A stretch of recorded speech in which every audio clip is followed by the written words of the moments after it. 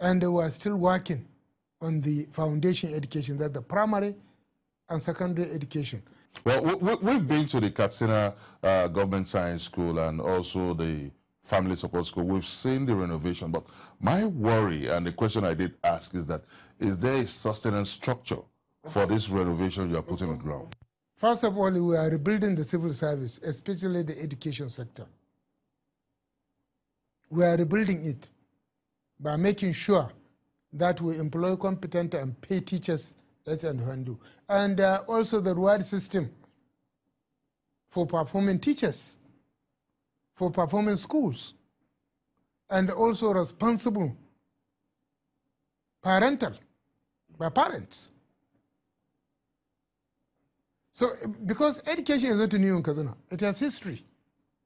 The first post-primary institution in northern Nigeria was built in Katsina in 1923.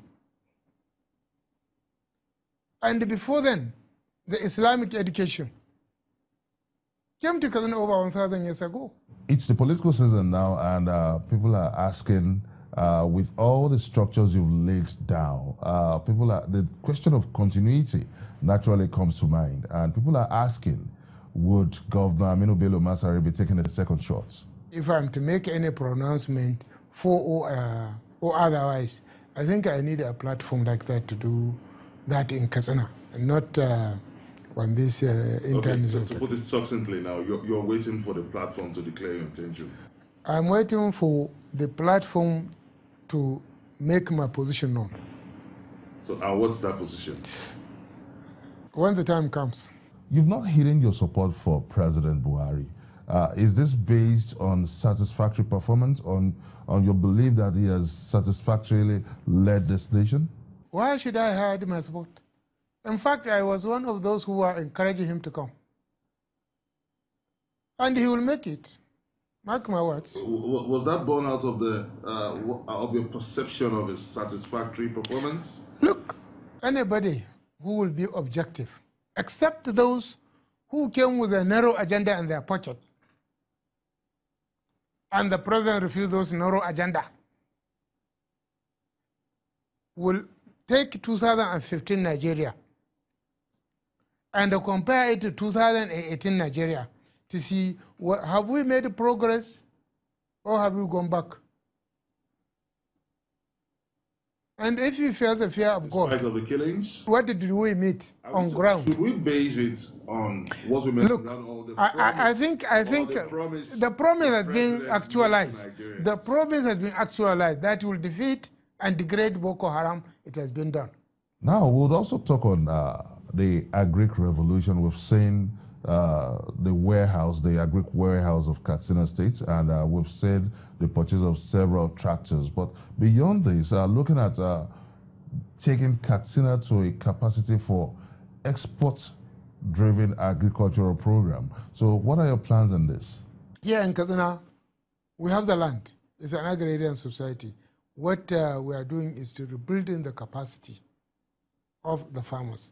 Scientifically also, we have established weather station in 34 local governments. In addition to what the NIMET will give us, we want a local situation to advise farmers. We have reintroduced the extension services. We have procured motorcycles. Now, we have fertilizer that can last us from today up to the end of December. Sufficient enough, based on the assessment. And we have also commissioned soil analysis so that we even advise on the type of crop you put for any particular soil, any part of this country. Now, we say upon all doing that, what do we need? We need to build an economic zone. Before we wind down this conversation now, let me take you back to 2015, looking into the faces of the masses then from the benefit of hindsight, especially in terms of the aspirations you see in their faces. By 2019, what would you like to see in the faces of the average masses in Katsina State? We have documented all the promises we have made. And I, as a person, I am confident that if I have not reached you 100%, I have reached you at least a minimum 50%. Then you know I have intention of.